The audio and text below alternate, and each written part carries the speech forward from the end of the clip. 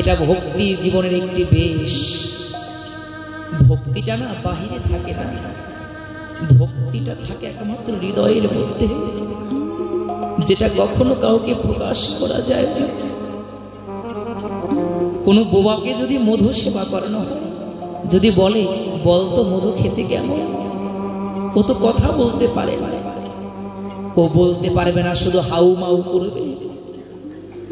যদি কারো হৃদয়ে মন্দিরে একেবারে কোনো প্রেমের বিন্দু জাগরিত হয়, যদি তাকে বলা হয় যে ও ভক্তিটা কেমন বলতো, মধু সেবা করে বোবা যেমন ওই মধুর স্বাদটাকে কারো কাছে বোঝাতে পারে না, এই জগতে যারা ভক্তি ধন লাভ করেছে তারাও কখনো কারো কাছে প্রকাশ করতে পারে না।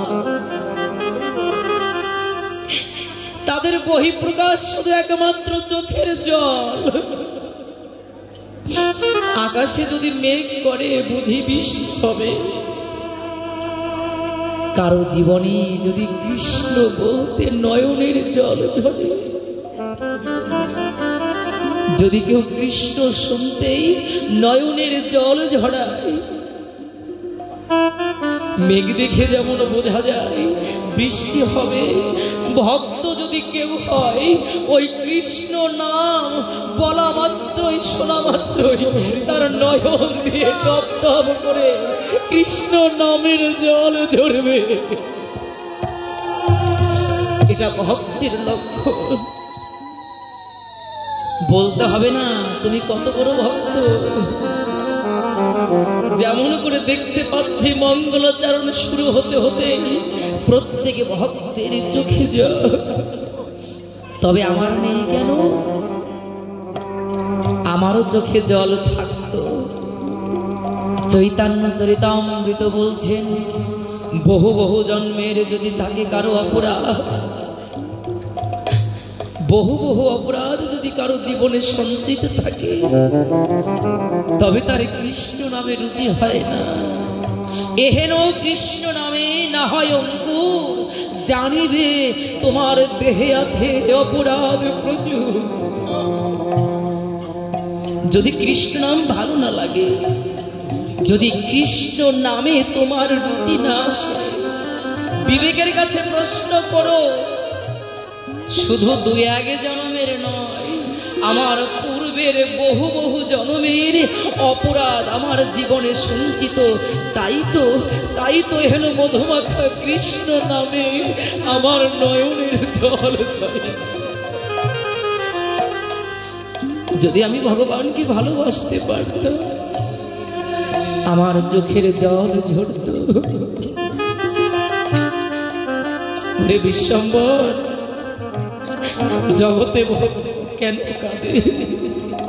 কোন ভক্ত বলতে পারবে না আমরা যাকে ডাকি উনি যে কত বড় দয়াল বিশ্বম্বর, তুই জানিস না?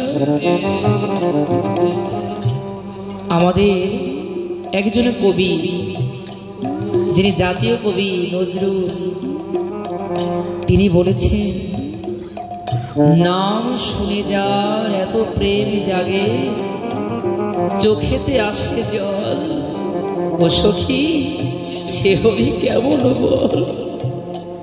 যাকে দেখতে হয় না, যার নাম করলেই হৃদয়টা আমার প্রেমে ভরে যায়, যার নাম করলে দু চোখের জল বাধা মানে না, বলতো ওই হরি কেমন দেখতে। হরি বল, হরি বল। বিশ্বম্বর, আমি বলতে পারবো না আমি কেন কাঁদি, তবে আমি যার জন্য কাঁদি আমি তার কাছে প্রার্থনা করি, ওই ভগবানের কৃপা যেদিন তোর প্রতি হবে, আজকে আমরা যেমন করে কাঁদি সেদিন তুইও যেন আমাদের মতন কাঁদতে পারিস। গৌর হরি বলে মনে চিন্তা করে, ও শ্রীবাস ঠাকুর, তুমি তো জানো না এই জগতে আমি তো হাসার জন্য আসিনি, এই জগতে আমি সংসার করার জন্য আসিনি। আমি যদি সংসারে থাকি তবে জগতে সবার সঙ্গে সংসার করবে কে? শ্রীবাস ঠাকুর যখন এই কথা বলেন, আমার গৌরহরিত গোলকপতি ভগবান যিনি দাপরের কৃষ্ণ, তিনি কলিতে আমার গৌরাঙ্গ মহাপ্রভু। রাধায় অঙ্গ ধারণ করে কৃষ্ণ প্রেম হৃদয়ে নিয়ে বদনে যিনি কৃষ্ণ কৃষ্ণ নামের মন্ত্র নিয়ে এসেছেন, তাকে তো চেনা বড় দায়। গৌরহরি মনে মনে বলছেন, শ্রীবাস ঠাকুর তুমি আমাকে আশীর্বাদ করো আর অভিশাপে যাই করো, তবে তোমার কথাটা যেন তোমার কৃষ্ণ ভগবান শোনে। তুমি যেমন কৃষ্ণ বলে কাঁদো, আমিও যেন কৃষ্ণ বলে কাঁদতে পারি। তবে তোমার কাছে শুধু বলি, ও শ্রীবাস ঠাকুর, যেদিন ওই তোমার কৃষ্ণের কৃপা আমার প্রতি হবে, তুমি তোমার কৃষ্ণকে বলে দিও সেদিন যেন আমি একা কাঁদি না। যেদিন তোমার কৃষ্ণের কৃপা আমার প্রতি হবে, তোমার কৃষ্ণকে বলে দিও সেদিন আমি একলা কৃষ্ণ বলে কাঁদবো না। যেদিন আমি কৃষ্ণ বলতে কান্না করতে শুরু করতে শিখে যাব, সেদিন আমি নিজে কাঁদবো আর জগতের সবাইকে নিয়ে আমি কান্না করে আমি কৃষ্ণ নামের পসরা নিয়ে বাহির হয়ে যাব। নিতাই গৌর হরি বল। আমি একা কাঁদবো না, আমি নিজে কাঁদবো, জগতের সবাইকে কাঁদাবো। কেন জানো? একা যদি শক্তি না পাই, আমি ভক্তের চরণ গিয়ে ধরব, আমি ভক্তের চরণ ধরে ধরে বলবো, গো কত জন্ম তোমরা বিফলে কাটিয়েছ, এই মানব জন্মটা যেন তোমাদের বিফলে চলে না যায়।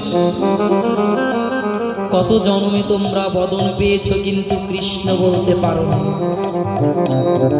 এই তো তোমাদের জন্ম চলে যায়। তোমরা একবার কৃষ্ণ বলো। কেন? হরিদাস ঠাকুর বলেছিলেন, ওরে জগতের জীব, একবার তোরা একটা কুকুরের দিকে লক্ষ্য করে দেখ, আমাদের মানুষের থেকে একটি কুকুরের জিহ্বা কত বড় লম্বা। কিন্তু জানো, কুকুরটা আমাদেরকে বলতে চাই, ওরে সন্ধ্যাবেলা মায়েরা উলুধ্বনি করে, ভোরবেলা মঙ্গল আরতি করে সবার। অনেকে বাড়িতে কুকুর থাকে দেখবেন, ঘেউ করে শব্দ করে, মায়েদের উলুধ্বনি শুনলে করে না মা? আমরা বলি কি, আরে ওর উলুধ্বনি ভালো না তাই কুকুর ওকে ভেঙাচ্ছে। না গো মা, ওই কুকুরগুলো তোমাকে ভেঙায় না, ওই কুকুরগুলো তোমাকে বলতে চায় কি জানো? মারে অমা, ভগবান যদি কৃপা করে তোদের মতন ওই ছোট একটা রসনাও দিত, তোদের থেকে কত বড় রসনা পেয়েছি, কিন্তু জানিস এত বড় রসনা পেয়ে শুধু বিষ্ঠা সেবা করতে পারি, কিন্তু তোদের মতন ওই মধুমাখা কৃষ্ণ নাম করতে পারি না। এত বড় জিহ্বা না পেয়ে যদি অতটুকু জিহ্বাও আমি পেতাম, আমি কি করতাম জানিস? আমি সদা সর্বক্ষণ হরে কৃষ্ণ কৃষ্ণ কৃষ্ণ হরে হরে, হরে রাম রাম রাম হরে হরে, আমি এই নামটা করতাম। হরিদাস ঠাকুর বলেছেন, ওরে এই জগতে মানুষের রসনা ছাড়া আর কোন রসনায় এহেন মধুমাখা কৃষ্ণ নাম উচ্চারিত হয় না। তাই যে যতটুকু সময় পাবি, বাজে কথা আন কথা না বলে কৃষ্ণ কথা বলবি। কেন? এই সাধের জন্ম চলে গেলে তুই যে আবার মানব জন্মটা পাবি, এই গ্যারান্টি তুই কখনো দিতে পারবি না। ওই কথা বলে মহাপ্রভু চলে গিয়েছেন। চলে যখন যায়, মহাপ্রভুর পিতার যে পিণ্ড দান করেছিলেন গয়ায়, গয়ায় যখন পিণ্ডদান করতে যায়, ওই পিণ্ডদান করতে গিয়ে দেখা হয় ঈশ্বরপুরীর সঙ্গে। ঈশ্বরপুরী যিনি ছিলেন, ওই বিশ্বম্বরের ভক্তি দেখে, বিশ্বম্বরের চরণ দর্শন দেখে সে চিনতে পেরেছিলেন এ সাধারণ কোনো বালক নয়। কেন? আমার গোবিন্দের দুই চরণে থাকে বাবা চিহ্ন, যে চিহ্নগুলো সবার চেনার ক্ষমতা থাকে না। যখন পিণ্ডদান করেছে গঙ্গায়, ওই গৌর হরির চরণে ছাপে দেখতে পায় এ কোনো সাধারণ ব্যক্তি নয়, এ আমার গোলকের বৈকুণ্ঠের ভগবান এসেছে ধরার গায়ে ভক্তকে কৃপা করার জন্য। নিতাই গৌর হরি বল। ভক্তকে কৃপা করার জন্য এসেছেন গোলকের গায়ে। যখন ঈশ্বরপুরী বিশ্বম্বরের কাছে গিয়েছে না বাবা, দেখতে পাই বিশ্বম্বর ওই ভগবানের নাম করতে করতে নয়ন জলে ভাসছে। বলছে, কে তুমি? আর এমন করেই বা কাঁদছো কেন? বলেছে, শুনুন, আমি যখন পিতার পিণ্ডটা আমি গয়ায় দিয়েছি না, আমি ওই গয়ার মধ্যে দেখেছি যে দুটি সুন্দর চরণ, যে চরণ জীবনে আমি আগে কখনো দেখিনি। তবে জানেন, ওই চরণ দুটিকে লাভ করার বড় লালস আমার হৃদয়ে জেগেছে। ও, তুমি চরণ লাভ করতে চাও? চরণ যদি তোমাকে লাভ করতে হয়, তবে তোমার আগে আচরণ ধরতে হবে। শুধু ভক্তজন, আমরা সবাই চরণ ধরতে চাই, কিন্তু চরণ ধরার আগে যদি আচরণ না ধরতে পারি, কখনো কিন্তু চরণ আমরা পাব না। হরিভক্তি বিলাস আপনারা খুলে দেখবেন, যারা গুরুর কাছ থেকে দীক্ষিত হননি, তাদের হস্তের যত যাহা কিছু সব কিছু বললেন বিষ্ঠা সমতুল্য। কেন? গুরু কৃপা না হওয়া পর্যন্ত কখনো গোবিন্দ কৃপা হয় না। তাই আমি সবাইকে বলবো, যদি কেউ বাদ থাকে, আজ হতে প্রতিজ্ঞা নিন, গুরুদেবের চরণ আশ্রয় করে আপনি ভজন শুরু করুন। দেখবেন এখন যতটা কৃপা আপনি না পাচ্ছেন, আপনি গুরুদেবের চরণ কৃপা পেলে অবশ্যই পাবেন। যখন এই কথা বলেছে তোমার প্রেম ভক্তি হতে পারে যদি তুমি গুরু ধরতে পারো। বলছে, পাবো কোথায়? বলছে, দাও, তুমি স্নান করে আসো, আমি তোমাকে দীক্ষা দিয়ে দেব। মানুষের জীবনে ভক্তির সৃষ্টিটা কোথা থেকে হয় দেখেন, স্বয়ং ভগবান তিনিও আমাদেরকে বোঝালেন, আমি ভগবান হয়ে গুরুদেব ধরেছি, তোমরা মানুষ হয়েও গুরুদেব ধরো। এই জগতে যদি কেউ উদ্ধার করতে পারে, একমাত্র আমার পরম দয়াল পরম শ্রী গুরুদেব। এই গুরুদেবের ছাড়া তোমাকে আর কেউ উদ্ধার করবে। কি রামচন্দ্র ধরেছিলেন না? রামচন্দ্র গুরুদেব ধরেছিলেন, ভগবান শ্রীকৃষ্ণ ধরেছিলেন, গৌর হরিও ধরলেন। এখন যারা তর্ক করেন যে গুরু ধরার প্রয়োজন নাই, তাদের সাথে আর কোনো তর্ক নেই। ভগবান হয়ে যদি গুরুদেব ধরতে পারে, তবে তোমার আমার মতন এই ক্ষুদ্র জীব আমাদেরও ধরতে হবে। তাই জানো মা, যখন গুরুদেবের কৃপা হলো, চলে গেল আমার সেই বিশ্বম্বর তার বাড়িতে। গুরু কৃপা যখন হয়ে গেছে, দিনার দিনে তার ভক্তিটা জাগ্রত হয়ে গেছে। যখন তিনি বাড়িতে ফিরে আসেন, শ্রীবাস ঠাকুর দেখতে পায় যে বিশ্বম্বর প্রশ্ন করত, তোমরা কৃষ্ণ বলে কেন কাঁদো? আজকে সেই বিশ্বম্বর ওই নদিয়ার পথে পথে ঘুরে ঘুরে সে কৃষ্ণ নাম করে আর নয়ন জলে ভাসে। শ্রীবাস ঠাকুর বুঝতে পেরেছে যে এর প্রতি কৃষ্ণ কৃপা হয়ে গেছে। শ্রীবাস ঠাকুর বলছে কি, নিমাই, তুমি আজ হতে আমার গৃহে তুমি নাম সংকীর্তন করবে। এই যে আজকে যেমন নাম সংকীর্তনের আসর সাজিয়েছেন, আগামী 3 দিন নাম সংকীর্তন হবে, তাই না বাবা? জিনিসটা একটু বুঝে নেবেন আপনারা। গৌরহরি নাম সংকীর্তন করেছেন কোথায়? সর্বপ্রথম যেখানে নাম হয় আমাদের জানতে হবে। ছোট, গৌরহরি সর্বপ্রথম এই নাম সংকীর্তন করেছিলেন ওই শ্রীবাসের অঙ্গনে।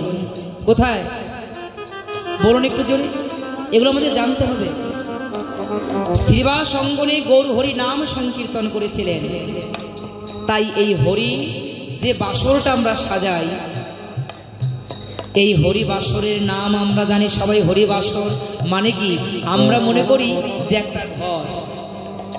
বাসর মানে কোনো ঘর নয়। বাসর মানে কি জানেন? বার। শনিবার, রবিবার, সোম, মঙ্গল, বুধ, বৃহস্পতি, শুক্র, এগুলো যেমন বার, এই যে আমরা হরি বাসর বলি, এই হরি বাসরটা হচ্ছে মহাপ্রভু যেদিন সর্বপ্রথম শ্রীবাস অঙ্গনে এই হরিনাম সংকীর্তন শুরু করেছিলেন। জানতে হবে আমাদের। হরি বাসর মানে কোনো ঘর নয়। এই বার শব্দের অর্থটা হচ্ছে, বাসর শব্দের অর্থটা হচ্ছে বার। এই হরিনামটা ছোট, এই হরিনামটা যেদিন শুরু হয় সেদিন ছিল একাদশীর দিন।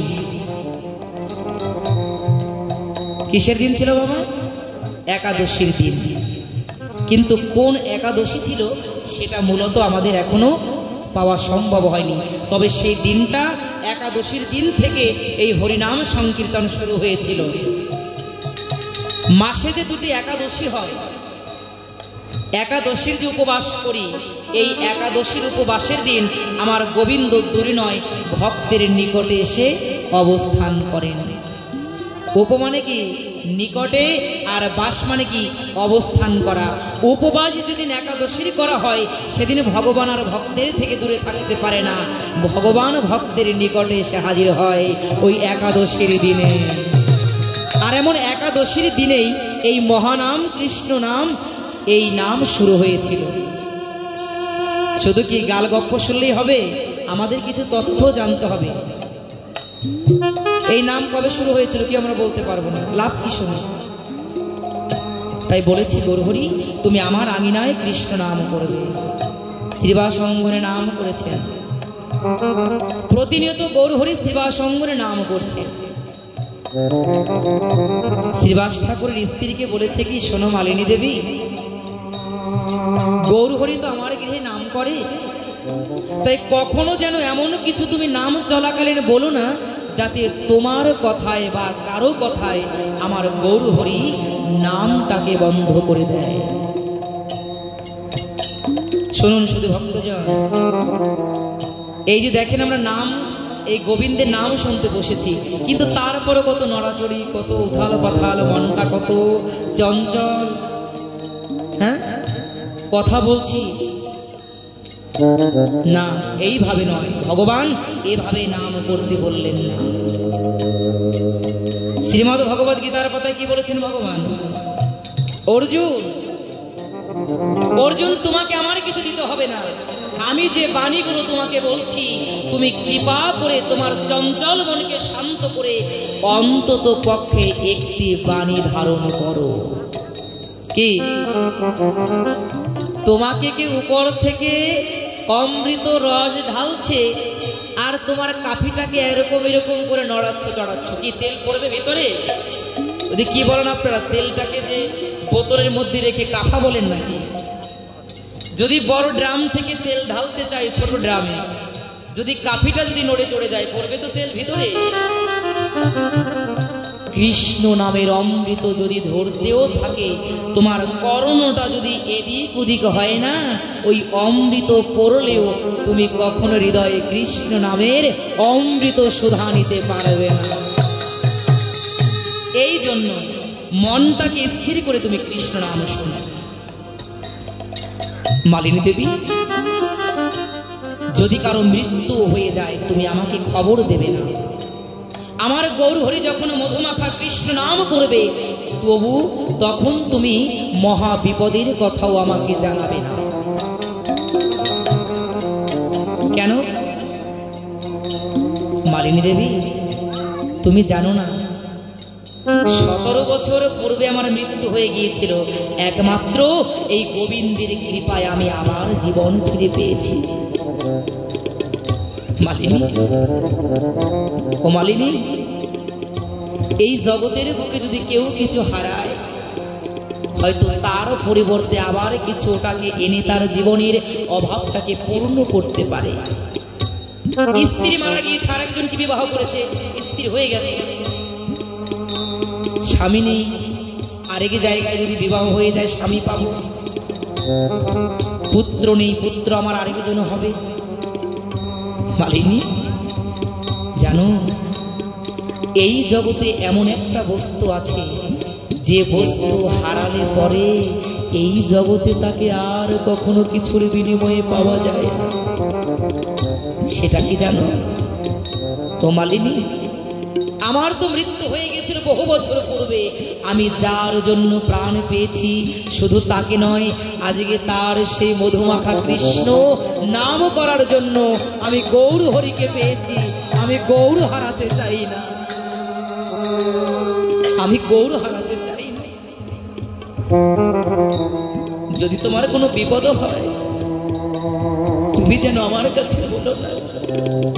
যদি মহাপ্রভুর নামে ব্যাঘাত হয়, মহাপ্রভু আর আসবেন না আমার কাছে নাম করতে। মালিনী, আমি সব হারাতে পারবো, কিন্তু আমি গৌর চরণ হারাতে পারবো না।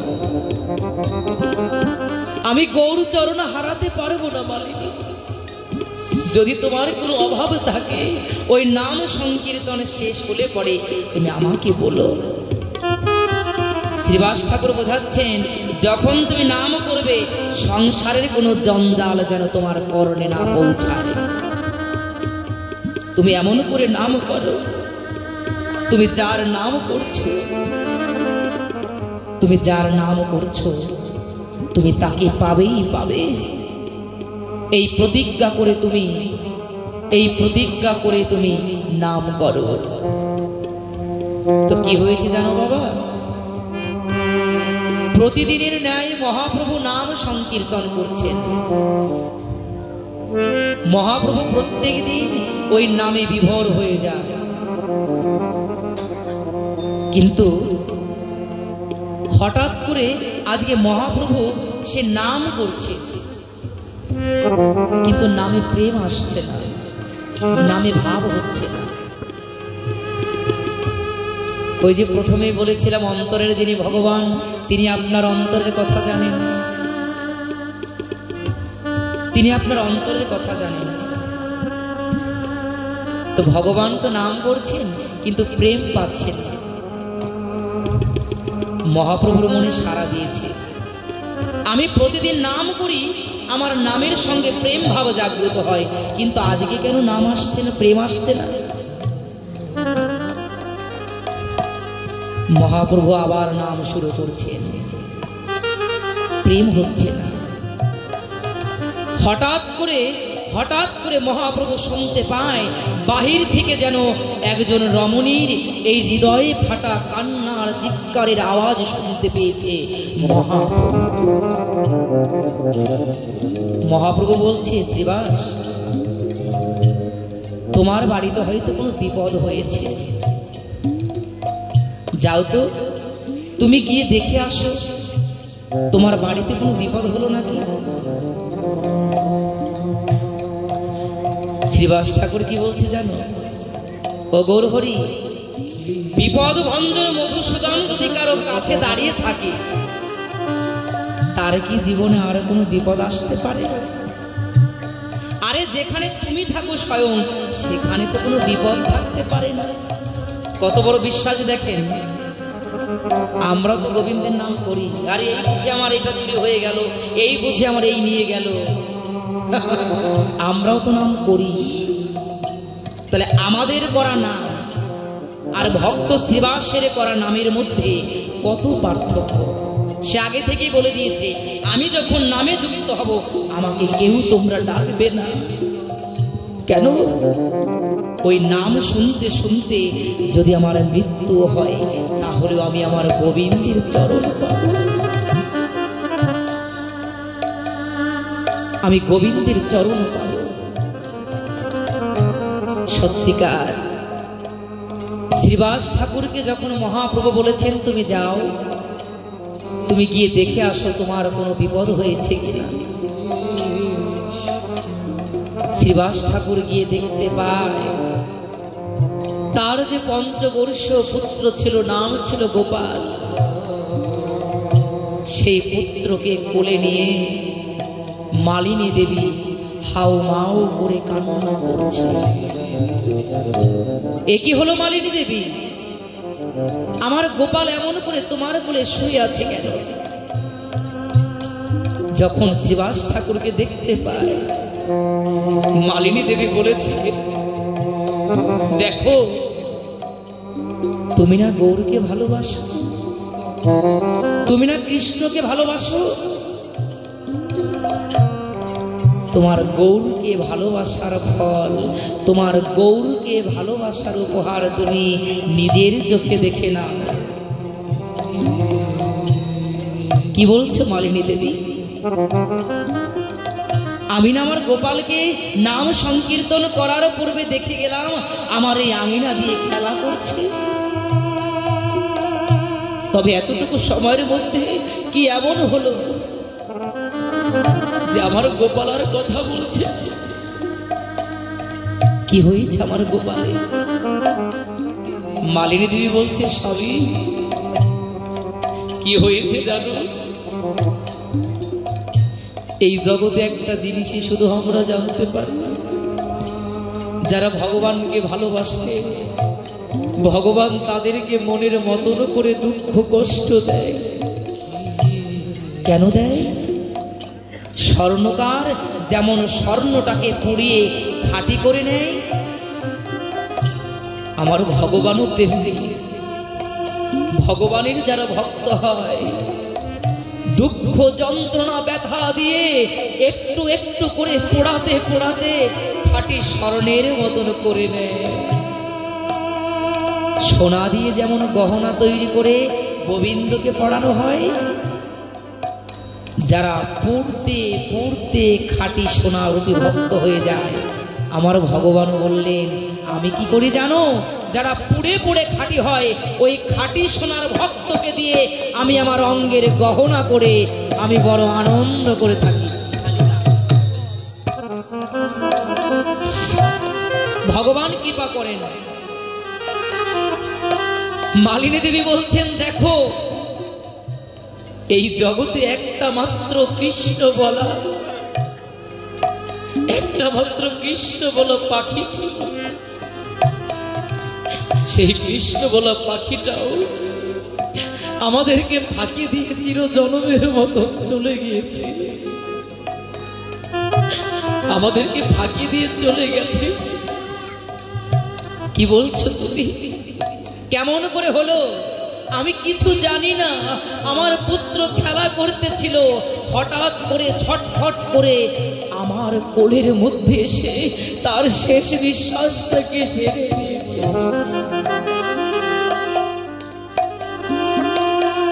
মালিনী তুমি দুঃখ করো না, পুত্র গিয়েছে তো কি, এই জন্মে না হোক তুমি পরের জন্মে পুত্র পাবে। তুমি পুত্রের জন্য কেঁদো না। কেন জানো? এই জন্মে আমরা দুঃখ জরা ব্যাধি রোগ শোক পুত্র কন্যা সব পেয়েছি, আমি আগামী জন্মে ওইগুলো পাবো। কি মা, আমি পুত্র পাবো, কন্যা পাবো, রোগ শোক সবই পাবো। কিন্তু জানো মালিনী, এই জন্মে যদি কেউ কৃষ্ণ চরণ পায়, এই জন্মে যদি কেউ গৌর চরণ পায়, এই জন্মে গৌর চরণ পেয়েও যদি কেউ হারিয়ে ফেলে, ওই গৌর চরণ হারালে পরে তুমি যে পরের জন্মে গৌর চরণ পাবে সেই গ্যারান্টি তুমি দিতে পারবে না। তুমি সেই গ্যারান্টি দিতে পারবে না। তাই মালিনী তুমি পুত্রের জন্য না কেঁদে তুমি কৃষ্ণ বলে কাঁদো, তুমি গৌর বলে কাঁদো। মালিনী দেবী বলেছে, তুমি কেমন পিতা এই জগতের যদি কোনো পিতার পুত্র মারা যায়, সেই পিতা তো স্থির থাকতে পারে না। বলেছে মালিনী, আমারও কষ্ট হয়, কিন্তু জানো, আমি মায়ার কান্না কেঁদে আমি আমার গৌর চরণ হারাতে পারব না। ও মালিনী, তোমার যদি কাঁদতে হয় তবে তুমি গোবিন্দের কাছে কাঁদো। যে গোলকের ভগবান কৃপা করে তোমার গৃহে এসেছে, ওই চরণ থেকে যেন কোনোদিন আমাদের বঞ্চিত না করে। মালিনী দেবী কি করেছে জানো? একজন মায়ের কোল থেকে যদি সন্তান হারিয়ে যায়, সেই মা পাগল বাঘিনীর মতন হয়ে যায়। সন্তানের যন্ত্রণায় কত মাকে দেখেছি পাথর হয়ে যায়।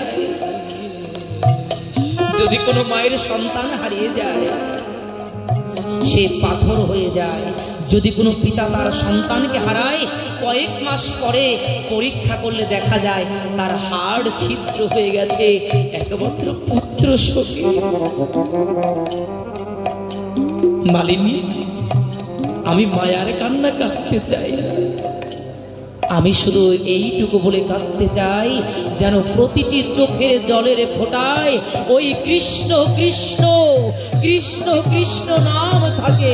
আমি কৃষ্ণ বলে কাঁদতে চাই। এই নাও মালিনী, এই আঁচলটা তুমি পুটলি করে মুখের মধ্যে দিয়ে দাও। কেন? তোমার কান্নার শব্দ শুনে আমার গৌর হরির আনন্দ কীর্তনে বড় ব্যাঘাত ঘটেছে। নাও, তুমি পুত্র বলে না কেঁদে এই কাপড়ের পুটলিটি তুমি মুখের মধ্যে দিয়ে কাঁদো, যেন তোমার কান্না জগতে কেউ শুনতে না পায়।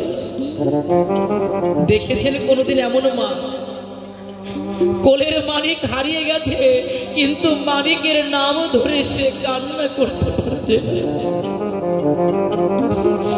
মালিনী দেবী মুখের মধ্যে আঁচল গুজে সে নিঃশব্দে কান্না করছে, কিন্তু ভিতরে তীব্র বিরহ যন্ত্রণা, পুত্র শোক প্রত্যেকটা নিঃশ্বাসে নিঃশ্বাসে যেন অগ্নির মতন বাহির হচ্ছে। মালিনী দেবী গৌর গৌর বলে কাঁদবে, কিন্তু মুখের মধ্যে কাপড় দেয়া বলে সে গৌর নামটাকে সঠিকভাবে পূর্ণরূপে উচ্চারণ করতে পারছে না। শুধু গৌর হরি গো গো গো গৌর হরি বলতে তো জিহ্বাটাকে নাচাতে হবে, কিন্তু মুখের মধ্যে যে কাপড়াটা তার জন্য গৌর বলতে পারছে না। মালিনী দেবী বলছে, ওগো জগতের ভক্তগণ, তোমরা দেখো, আমার একটা কৃষ্ণ বলা মা বলার মতন ময়না পাখি ছিল। ওই কৃষ্ণকে ভালোবাসার ফলে আমি তাও হারিয়েছি। তোমরা কেউ কোনোদিন কৃষ্ণকে ভালোবেসো না। ও যে হৃদয়, ওর হৃদয়ে কোনো মায়া নেই, ভালোবাসা। যদি ভালোবাসা থাকতো তবে আমার কোলের মানিককে এমন করে হারাতাম না। অন্তর্যামী ভগবান যখন বুঝতে পেরেছে ভক্তের আর্তনাদ সহ্য করতে না পেরে ওই মালিনী দেবীর সম্মুখে উপস্থিত হয়েছে। মায়ের সম্মুখে যখন উপস্থিত হয়েছে, ওই কোলের মৃত পুত্রকে রেখে দিয়ে আমার জনম দুঃখিনী মা গৌর চরণে আছাড় খেয়ে পড়েছে। ও গৌর, তুমি দেখো,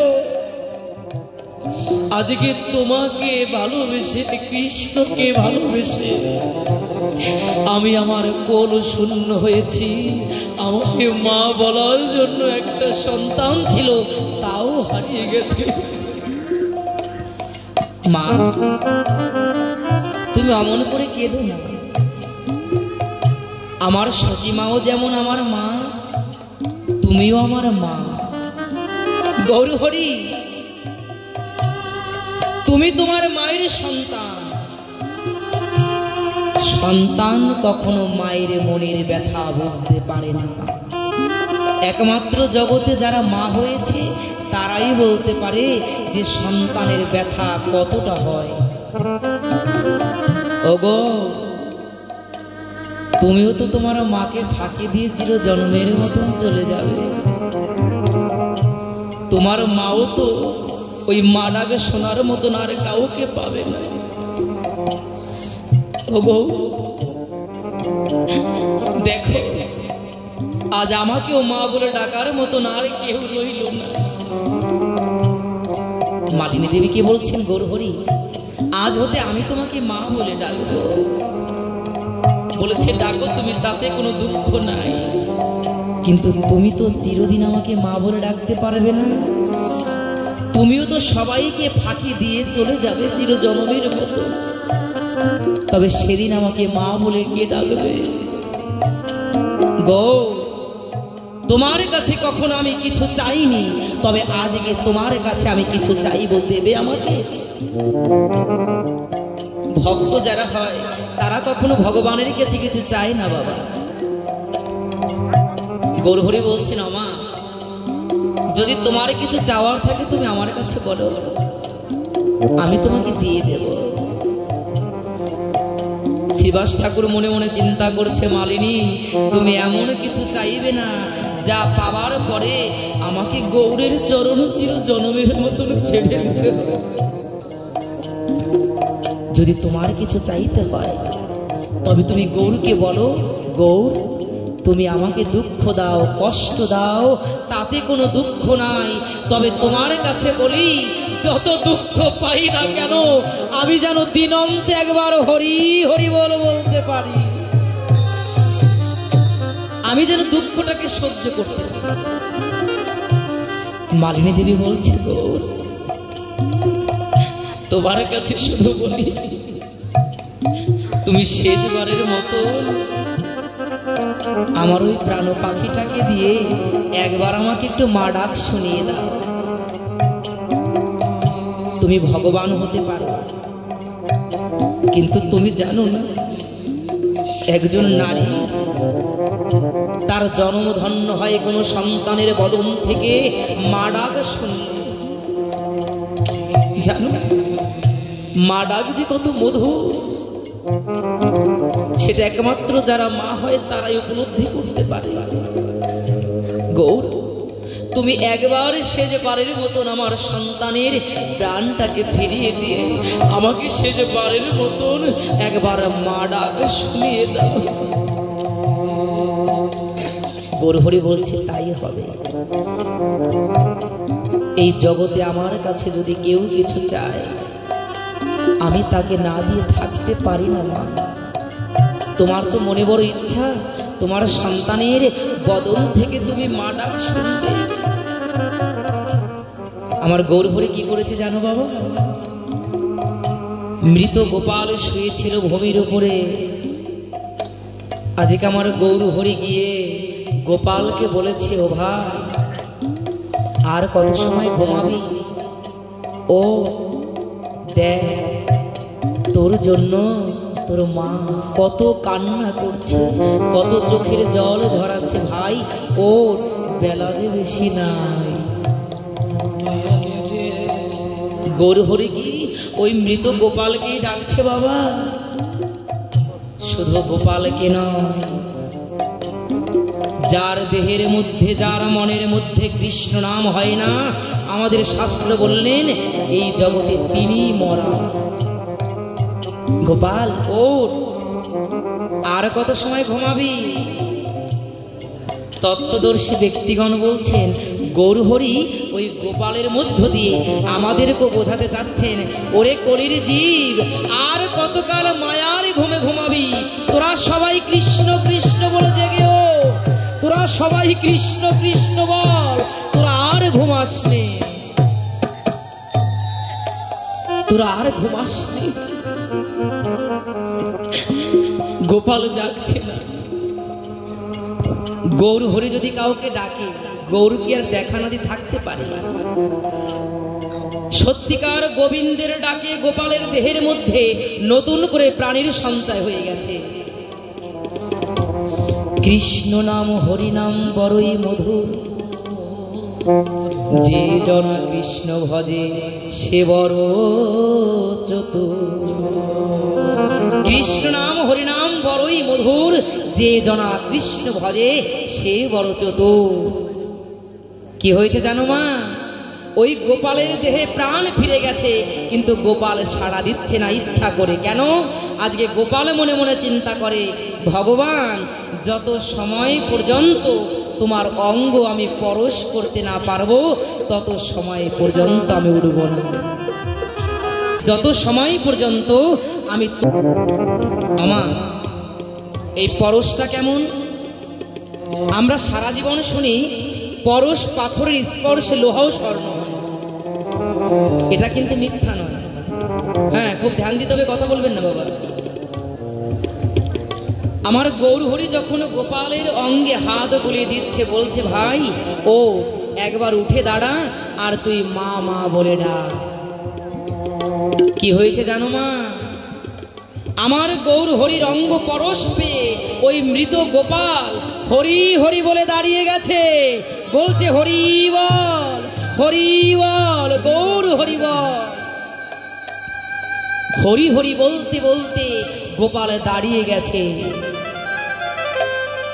কোন মায়ের সন্তান যদি মারা যায়, যদি আবার প্রাণ ফিরে পায়, তবে ওই মায়ের যে কত আনন্দ হয় জগতে বোঝাবার কিছু নাই। গোপাল, ও গোপাল বাবা, তুই আমাকে একবার মা বলে ডাক। এই কথাটার প্রতি খুব ধ্যান দেবেন। লীলাটা প্রায় শেষ। একটি শিক্ষা, গোপাল বলছে, গোপালের মা বলছে বাবা তুই আমাকে একবার মা বলে ডাক। গোপাল বলছে তুমি আমার কোন জন্মের মা? আচ্ছা, মৃত্যুর পর কি আমাদের কারো কোনো কথা মনে থাকে? আমাদের পূর্বের জন্মের কথা কি কারো মনে আছে বাবা? মরার পরে আপনার পূর্বের কোনো কথা আপনার মনে থাকবে না। আপনি এই জন্মের পরে আবার কি হবেন বলতে পারেন? বলতে পারে না। মৃত্যু আমাদের সব কিছু ভুলিয়ে দেয়। বলছে তোমাকে মা বলে কেন ডাকবো?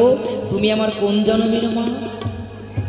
এ কি তুই আমাকে চিনতে পারছিস না গোপাল? বলছে না, আমি তোমাকে চিনতে পারছি না।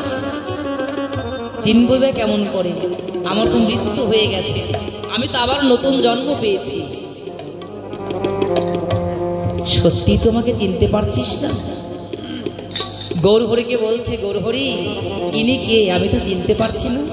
বলছে কেন গোপাল? এই তো তোমার মা। বলছে কোন জন্মের মা বলুন?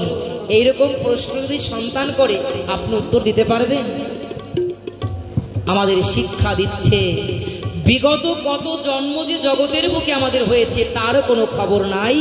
আরো কত জন্ম আমাদের হবে তাও আমরা বলতে পারি না। এই জন্মের পূর্বে কাদেরকে আমি মা বাবা বলেছি বলতে পারবেন? এই জন্মের পরে আবার আপনি কাকে বাবা মা বলবেন বলতে পারেন? পারেন না। তার মানে কি, এই যে আমরা বাবা মাকে দেখতে পাচ্ছি এরাও কিন্তু আমাদের আসল ঠিকানা নয়। এই পিতা মাতার ঊর্ধ্বেও আরেকজন থাকেন, তিনি জগৎ পিতা জগদীশ্বর ভগবান, যার কাছে আমাদের যেতে হবেই হবে। তাই বলছে এইবার আমাকে যে জন্ম দিল সে আমার মা, সে আমার বাবা। যদি মা বলে ডাকতে হয় তবে আমি গৌরহরিকে মা বলে ডাকবো। কেন? একমাত্র গৌরের ডাকে আমার জন্ম হয়েছে।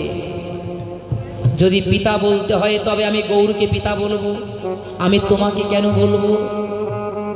আমার গৌরহরি বলেছে ভাই তোমার হয়তো পূর্বের কথা মনে নাই, কিন্তু তোমার মা পূর্বের ভূমি এখনো আছে। তাই তোমাকে বলি তুমি কৃপণতা না করে তুমি একবার শেষবারের মতন ওই মালিনী দেবীকে মা মা বলে ডাকো। কি হয়েছে জানো মা?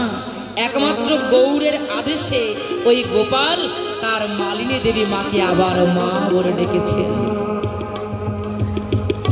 বলেছে মা তোর আশা পূর্ণ হয়েছে? বলেছে হ্যাঁ। তো এইবার আমাদের কি বিদায় দেব? আমাদেরও তো বিদায়ের সময় এসে পড়েছে। আমরা এত সময় পর্যন্ত বলেছিলাম যে আমরাও বাড়ি ঘর ছেড়ে এসেছি। বাবা চাক্ষুষ প্রমাণ নিয়ে যাবেন। এমন কোনো ঔষধ নেই যে আপনার বাড়ি ঘরের কথা ভুলিয়ে দিতে পারে, কিন্তু জগতে একটি মাত্র ঔষধ আছে, যে বস্তু, যে ঔষধ আপনাকে মায়া, বাসনা, সম্পদের, অর্থের কথা ভুলিয়ে দেয়। সেটা আর কিছু নয়। এই যে আপনারা এখন কৃষ্ণ নাম আস্বাদন করছেন, কারো কিন্তু বাড়ি ঘরের কথা মনে নাই আছে? আপনি যতই চেষ্টা করেন আপনি বাড়ি ঘরকে ভুলতে পারবেন না। একমাত্র কৃষ্ণ নাম পারে মায়াকে ভুলিয়ে দিতে। তাই শাস্ত্র বললেন, কৃষ্ণ নাম সূর্য সম, মায়ার আছে অন্ধকার, যাহা কৃষ্ণ তাহা নাই মায়ার অধিকার। তাই শুধু ভক্তজন, যেখানে কৃষ্ণ নাম আছে সেখানে মায়া নাই, আর যেখানে কৃষ্ণ নাম নেই সেখানে মায়া। আর মায়া থাকলে পরে কখনো গোবিন্দকে পাওয়া যাবে না।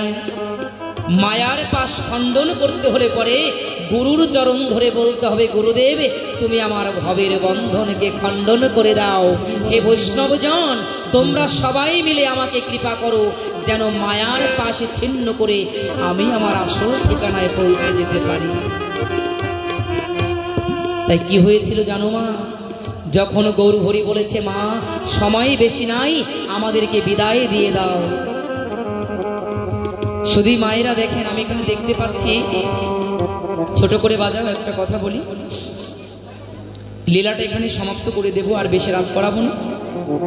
কৃষ্ণ কথা তো বলতে বলতে কখনো শেষ হবে না, শুনতে শুনতেও আর কখনো শেষ হয় না।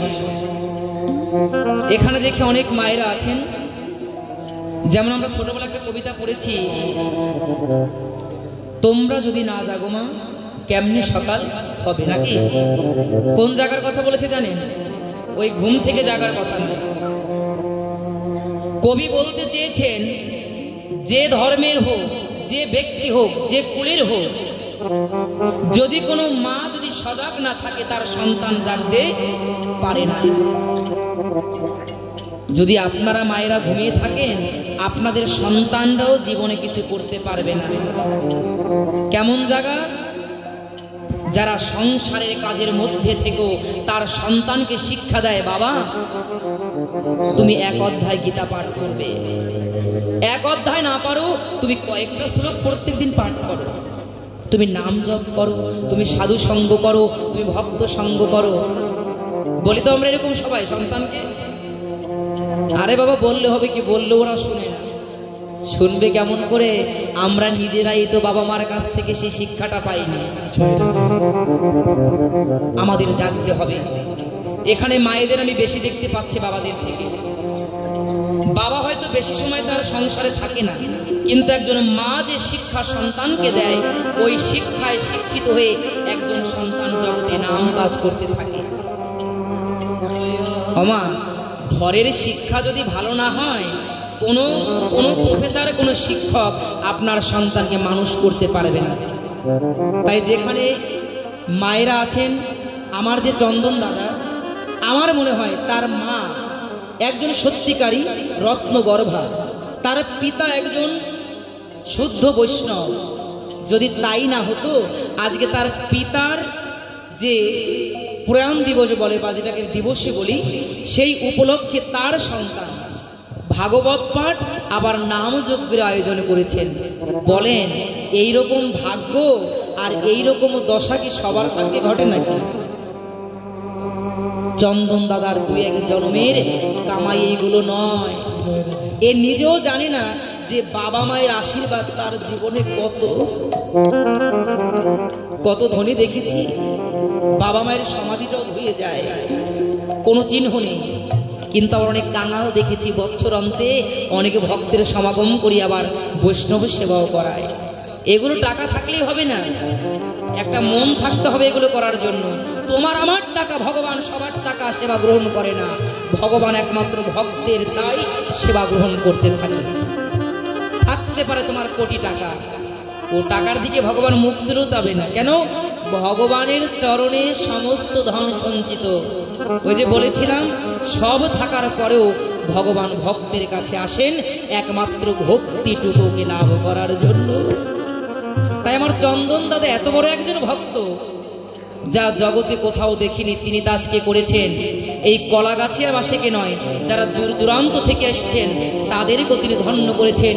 এই মধুমাখা কৃষ্ণ নামের মহানাম যজ্ঞের অনুষ্ঠানের আয়োজন করি। তাই আশীর্বাদ করুন, এ যেন এই জন্মে নয়, জন্মে জন্মান্তরে যেন এমন অনুষ্ঠানের আয়োজন করতে পারে। তাই শুধু ভক্তজন, শুধু অনুষ্ঠান নয়, ভাগবত নয়, সঙ্গে প্রসাদেরও আয়োজন করেছেন। তো দাদা এসেছেন দণ্ডবত হয়ে, গলবস্ত্র হয়ে। আজকে ভক্ত দর্শন করে তার হৃদয় বড় আনন্দ হয়েছে। তাই সবার জন্য প্রসাদ। যদি আপনি চলে যান, আপনার ভাগের প্রসাদ যদি নষ্ট হয়, এই প্রসাদের কৈফিয়ত কিন্তু ভগবানের কাছে দিতে হবে। তাই প্রসাদ নেব।